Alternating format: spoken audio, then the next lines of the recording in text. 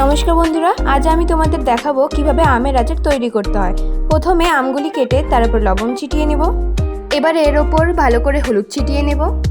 এবার ভালো করে মাখিয়ে নেব।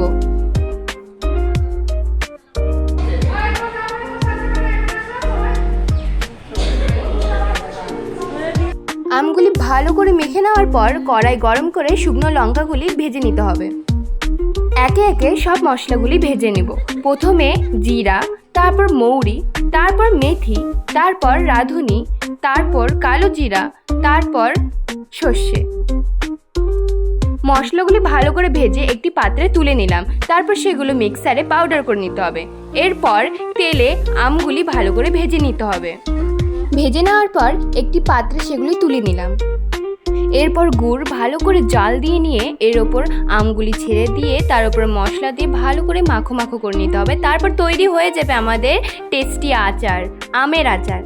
যে পাত্রে রাখা হবে সেই পাত্রটি গরম জলে 20 মিনিট ফুটিয়ে নিবে।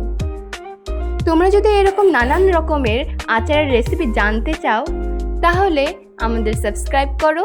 আমরা প্রতিদিন নতুন নতুন ভালো ভালো আচারের রেসিপি নিয়ে আসবো। Okay, subscribe, like and share. Thank you.